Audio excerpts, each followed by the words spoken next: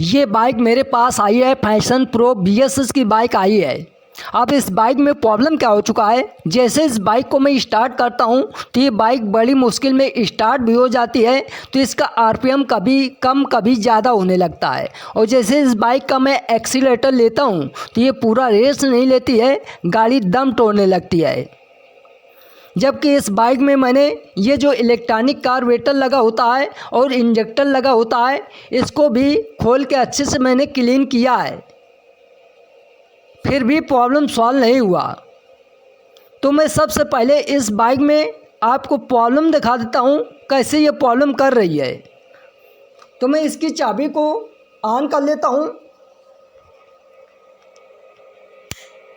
और ऑन करने के बाद इस बाइक को मैं किक से स्टार्ट कर लेता हूँ। तो जैसे ये बाइक को मैं स्टार्ट किया है तो इसका RPM कभी कम कभी ज़्यादा होने लगता है। जबकि इस बाइक में फ़िल्टर वगैरह भी मैंने क्लीन किया है, फिर भी प्रॉब्लम सॉल्व नहीं हुआ। तो जब भी आपके पास इस तरीके से प्रॉब्लम आए फैशन प्रो BSS बाइक में, तो इस बाइक में क्या क्या चीज़ चेकआउट करना है। तो सबसे पहले इस बाइक में ये चेकआउट कर लेना है, टंकी में पेट्रोल चेकआउट कर लेना है। तो टंकी में मेरा पेट्रोल फुल है, तो ये जो टंकी के नीचे से फ्यूल पंप का पाइप लगा होता है उस पाइप को ओपन कर लेना है। तो मैं पाइप को ओपन कर लिया है क्योंकि वीडियो बहुत लंबी हो जाती है। ये इंजेक्टर में पाइप अटैच रहता है, तो इसमें ये चेकआउट करना है कि इधर टंकी से जो पेट्रोल की सप्लाई प्रॉपर आ रही कि नहीं। और ये इंजेक्टर को भी मैं अच्छे से क्लीन किया है, उसके बाद भी प्रॉब्लम सॉल्व नहीं हुआ। तो मैं इसकी चाबी को ऑन करके दिखाता हूँ पेट्रोल की सप्लाई प्रेशर के साथ आ रहा है कि नहीं।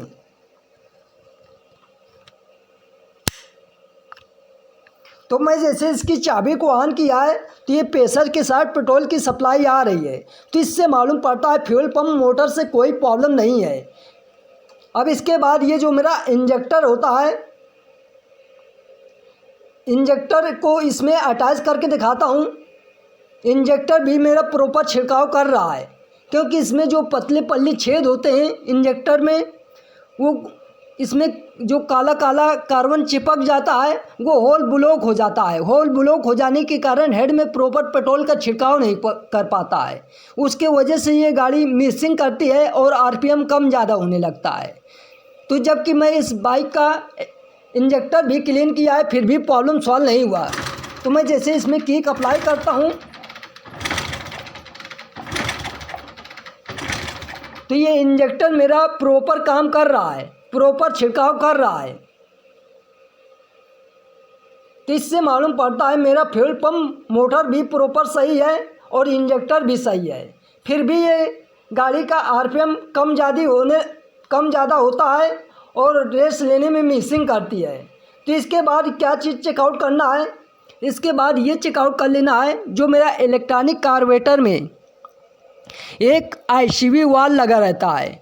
वो ICV वाल कभी कभी उसको वोल्टेज नहीं मिलता, तो ECU को प्रॉपर सेंस करके बता नहीं पाता है। यह ICV वाल के अंदर जो कार्बन कचरा होता है, काफ़ी काला काला कार्बन चिपक जाता है, तो वो ECU को प्रॉपर सेंस करके बता नहीं पाता है कि उसको कितना एयर चाहिए, कितना फ्यूल चाहिए। तो ये मेरा ICV वाल है, तो इसको भी मैं अच्छे से क्लीन किया है, क्योंकि इसमें बहुत ज़्यादा काला काला कार्बन चिपका था। और जब ये इसमें वोल्टेज भी मैंने चेकआउट किया है, इसको जो ECU से वोल्टेज मिलना चाहिए वो वोल्टेज की सप्लाई भी प्रॉपर आ रही है।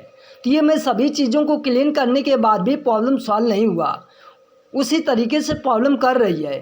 तो जब भी आपके पास इस तरीके से प्रॉब्लम आए तो ये सभी चीज़ों को ज़रूर चेक कर लेना है। अगर ये मेरा ICV वाल ख़राब हो जाएगा तब भी इसका RPM कम ज़्यादा होगा, या इस ICV वाल को वोल्टेज की सप्लाई नहीं मिल पाएगी तब भी इसका RPM कम ज़्यादा होगा। और ये जो मेरा ICV वाल जो इलेक्ट्रॉनिक कार्बोरेटर में अटैच रहता है, इसके अंदर जो काला काला कार्बन चिपक जाता है, उसके वजह से भी RPM कम ज़्यादा होने लगता है। तो मैं सबसे पहले आपको ये भी चेकआउट करके दिखा देता हूँ, इसका प्लग ओपन करके इसमें करंट की सप्लाई भी प्रॉपर आ रही है।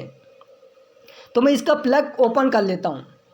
तो मैं इस बाइक का प्लग ओपन कर लिया है और इसमें प्लग कैप अटैच कर लेता हूँ और इसमें किक अप्लाई करके दिखाता हूँ। करंट की सप्लाई भी प्रॉपर सही है।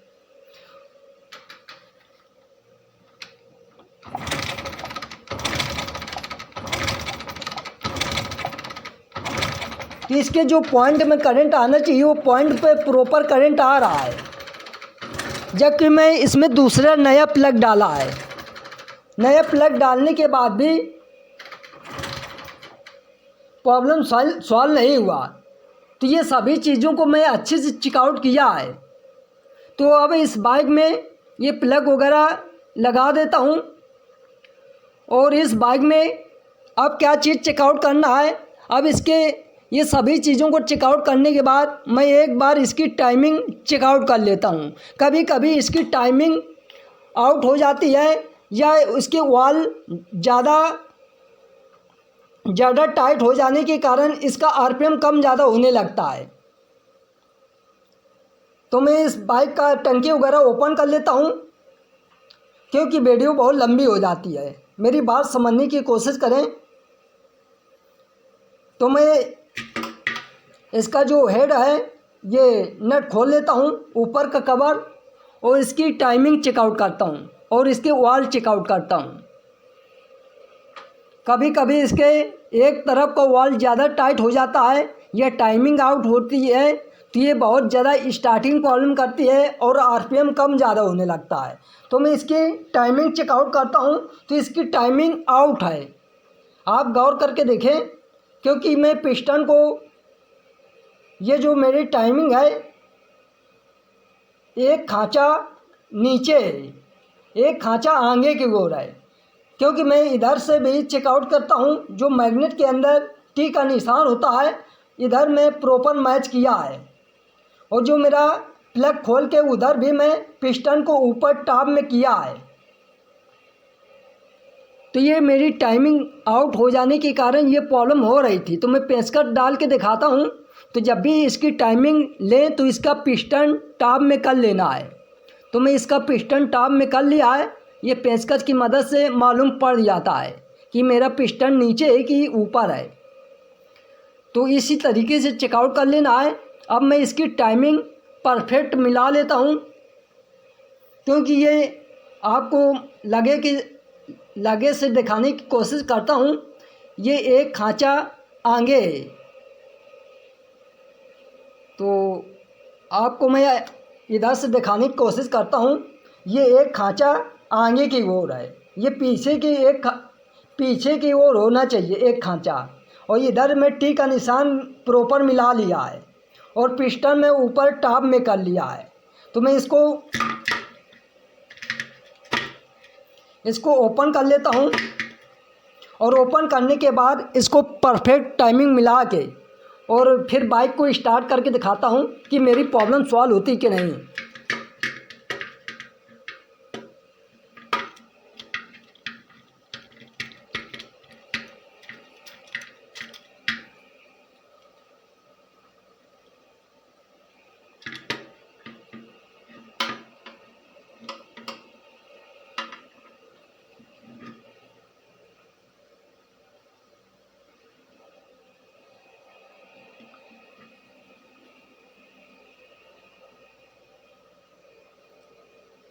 तो ये जो बिंदु का निशान है ये एक नट के ऊपर के सामने होना चाहिए। वो पीछे नट लगा रहता है, वो बिंदु का निशान उसी के सामने होना चाहिए, और ये जो लाइनिंग होती है आमने सामने होना चाहिए।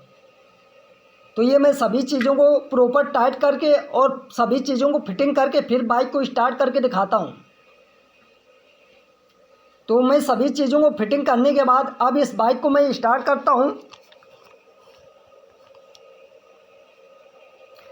तो अब जैसे इस बाइक को मैं स्टार्ट किया है, तो ये मेरी बाइक